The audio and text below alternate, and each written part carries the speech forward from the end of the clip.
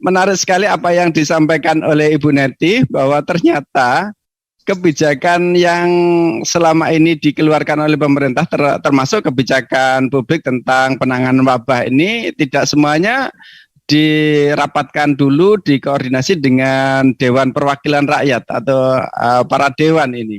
Terutama penanganan wabah saat ini. Nah, kira-kira bagaimana menurut Panjenengan? Apakah penanganan wabah yang selama ini sudah diberlakukan sejak tahun hampir 2 tahun 2009 awal 2020 hingga saat ini, apakah penanganan COVID-19 pasca gelombang 2 agar ini terjadi malpraktek atau bagaimana? Bagaimana menurut Panjenengan termasuk kebijakan-kebijakan penguasa saat ini? Baik, terima kasih.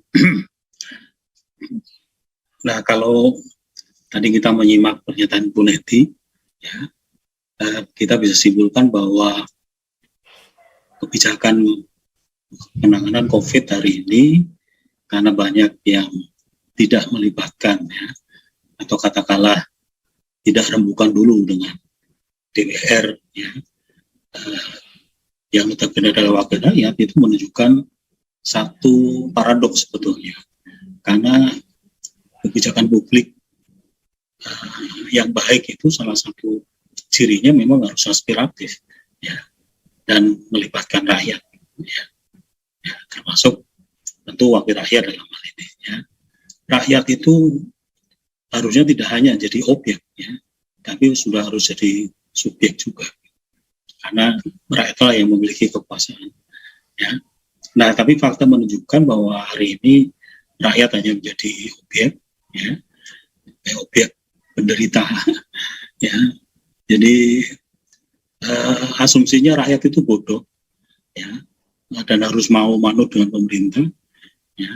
Nah, apalagi kemudian pemerintah buat regulasi yang memaksa rakyat, ya, untuk mau tunduk. Nah, ini sebetulnya tadi, ya, tidak termasuk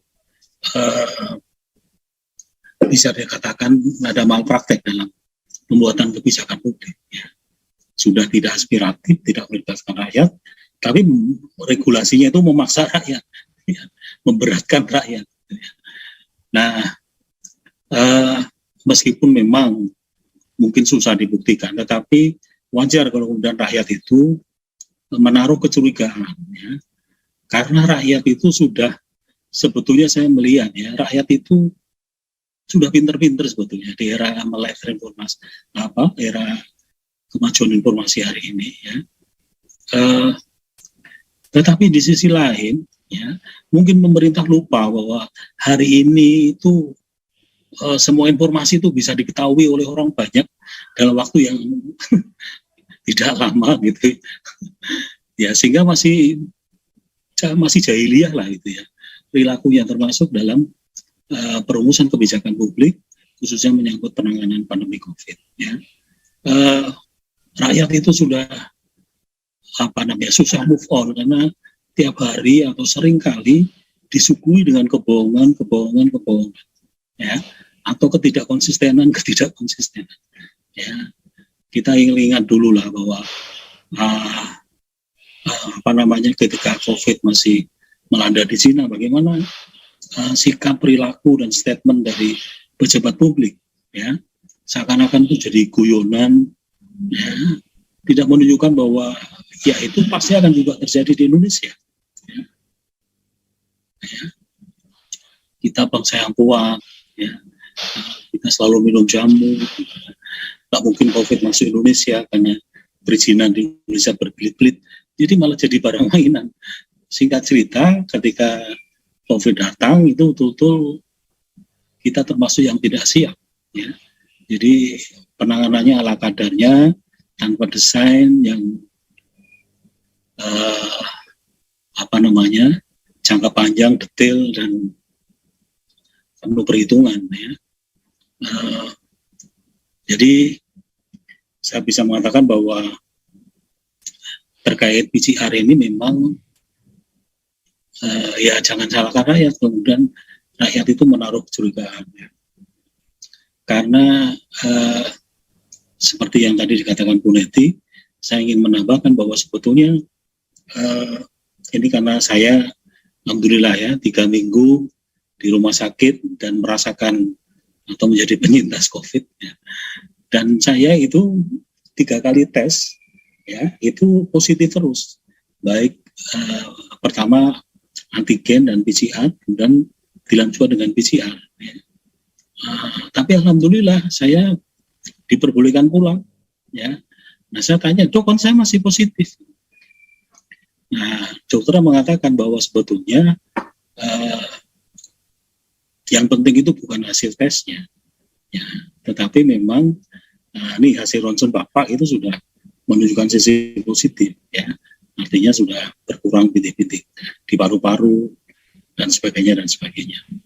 Artinya ya kalau pemerintah itu mengatakan bahwa ini yang paling akurat, nah sebetulnya ada yang lebih akurat lagi gitu ya. Tadi kalau mau konsisten ya hasil ronsen, hasil lab gitu ya. Karena sekali lagi tes PCR yang orangnya positif tetapi ya bisa jadi itu hanya sisa-sisa virus ya yang sudah tidak menular ya. Nah lebih dari itu saya ingin mengatakan bahwa ini kan termasuk sesuatu yang baru PCR ini ya.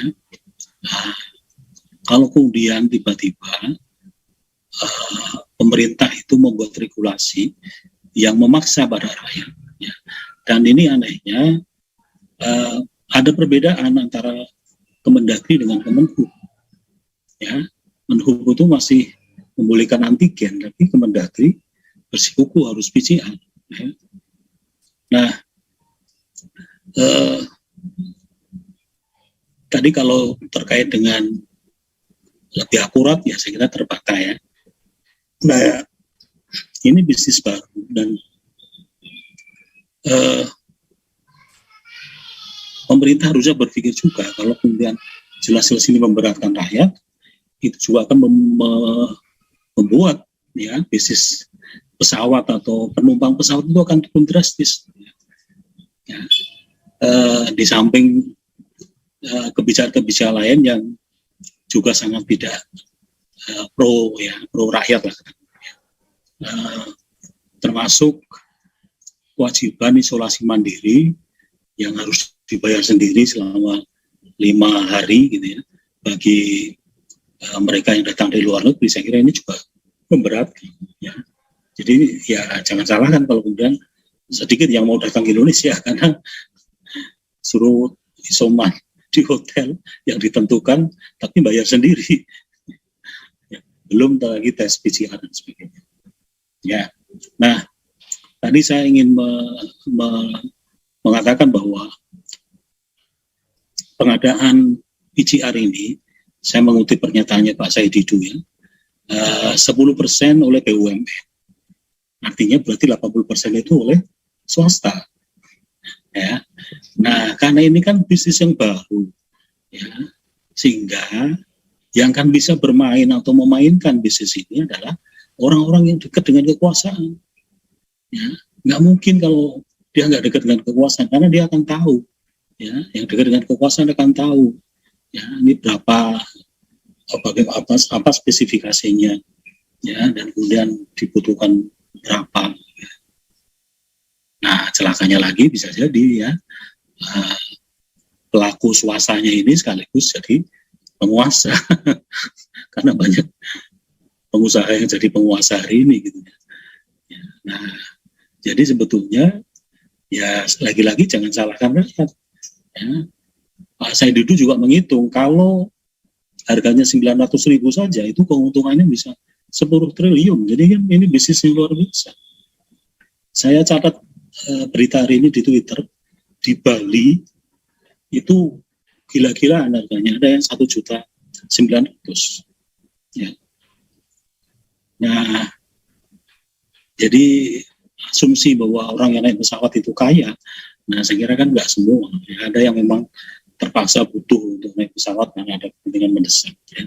Tapi lepas dari itu tadi ini sangat tidak transparan, tidak aspiratif ya. Harga juga berbeda-beda, antigen juga berbeda-beda ya. Ada yang 170, ada yang 100, ada yang 75. Nah, pemerintah sampai hari ini juga tidak menjawab kenapa di India PCR bisa 90.000. Ya, kenapa di kita sangat mahal sekali. Ya. Nah, jadi jangan salahkan rakyat kalau kemudian curiga ya, ada konspirasi, ada mafia, karena memang di satu sisi tadi pemerintah itu selalu menunjukkan kebohongan, ketidakkonsistenan. Ya, janji kereta listrik tidak pakai APBN, dilanggar sendiri, ya, dan banyak yang lainnya. Jadi termasuk dalam PCR ini. Jadi wajar kalau rakyat, karena rakyat yang terbebani, ya, ya. Bisa jadi kalau kemudian dia harus berangkat dengan keluarga misalnya, bisa kebayang, ya, pulang pergi loh Mas, harus tes.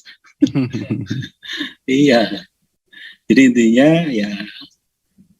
intinya ya kalau saya lebih percaya ya tadi ya, ini ada dugaan kuat memang ada mafia ya. Ada mafia. Jadi ya kalau enggak harusnya pemerintah menjelaskan kenapa harganya bisa berubah-ubah. Sama seperti Bu Neti tadi ya. Ini waktunya, masa berlakunya juga berubah-ubah.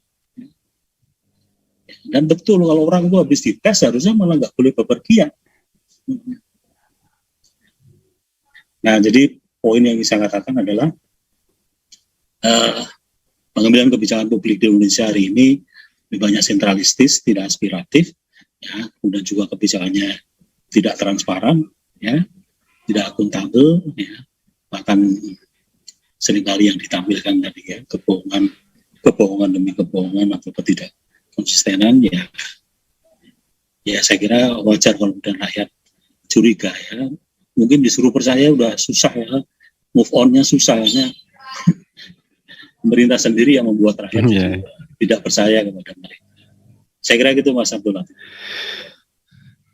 Iya, baik Bapak Suswanto, ini ada beberapa pernyataan dan juga pertanyaan dari pemirsa channel PKAD pada sore hari ini.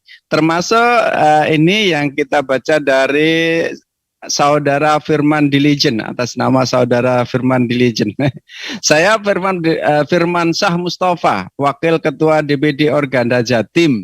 Semua aturan PPKM berkelanjutan saat ini sangat beban bagi kami selaku pengusaha transportasi umum di jalan raya dan juga penumpang umum. Bapak Firman juga menyampaikan banyak, saya heran, PCR yang diwajibkan lagi kok semua pada ribut ya. Pak, rapid antigen diwajibkan bagi PNP bis, penumpang bis, pengguna mobil, motor, perjalan kaki di pelabuhan-pelabuhan, kok semua diam. Banyak mana sih pengusaha pesawat dan dengan transportasi darat, biaya tes rapid antigen juga mahal, 100 ribuan ke atas, mendekati harga tiket bis juga. Tolong suara penumpang angkutan darat juga didengarkan, tidak hanya suara angkutan udara saja. Menurut Bapak Suswanto, kebijakan ini apakah termasuk kebijakan yang Pancasilais atau bagaimana? Iya, jadi saya sepakat juga harusnya ya intinya tidak memberatkan rakyat lah. Rakyat itu sudah jadi korban ya, sudah banyak terkena dampak dari COVID ini gitu ya. Kalau mau berpergian harus tes macam-macam ini kan ya. Jadi saya sepakat juga Pak bahwa harusnya ya tidak ada lah keharusan harus tes antigen untuk penumpang angkatan darat atau angkatan transportasi darat ataupun laut ya, baik kereta api, bis gitu ya. Nah kalau toh misalnya terpaksa ada ya harus dengan harga murah yang terjangkau, ya. Jadi bukan dengan memberatkan rakyat, ya. Harusnya pemerintah juga konsisten ya, maksud saya ya. Masalah seperti ini tuh harus disosialisasikan. Ya. Jadi janjinya kalau sudah vaksin 2 kali sudah nggak masalah. Nah harusnya itu saja. Ya. Tapi vaksin ini juga menurut saya banyak persoalan ya, karena juga nggak terbuka. Jadi siapa yang berwenang mengadakan vaksin ini? Ya, rakyat itu di bawah sebetulnya bingung gitu ya. Polisi mengadakan, TNI mengadakan. Jadi akhirnya ya wajar kalau kemudian tidak merata atau belum merata. Ya. Di samping itu pemerintah tidak atau belum secara tegas itu bisa memberikan jawaban yang valid, memuaskan terkait dengan bantahan terhadap berita-berita hoax ya, atau katakanlah berita negatif baik tentang vaksin atau tentang corona, sehingga ya lagi-lagi banyak rakyat ya, atau sebagian dari rakyat yang mungkin lebih percaya kepada orang yang ditokohkan ya, yang bisa jadi itu memang informasinya tidak terlalu benar, tapi ya pemerintah tidak memberikan penjelasan yang ya, dan tidak memaksimalkan ya media gitu ya. Nah, poinnya sekali lagi ya, rakyat itu harusnya diuntungkan, bukan selalu dibebani dengan berbagai macam pungutannya. Ini belum termasuk pajak gitu ya. Itu baru dari sisi konsekuensi yang berkaitan dengan COVID ya. Jadi saya sepakat Pak. Jadi ya sebetulnya memang angkutan darat dan laut pun ya kalau pemerintah mau konsisten ya mungkin tidak harus full 100% ya, tetap jaga jarak. Ya. Kalau tes ya harganya murah lah. Gitu ya. Bukan kemudian harganya dibiarkan liar ya, sehingga banyak yang kemudian menarik keuntungan. Ya. Gitu Mas Latif.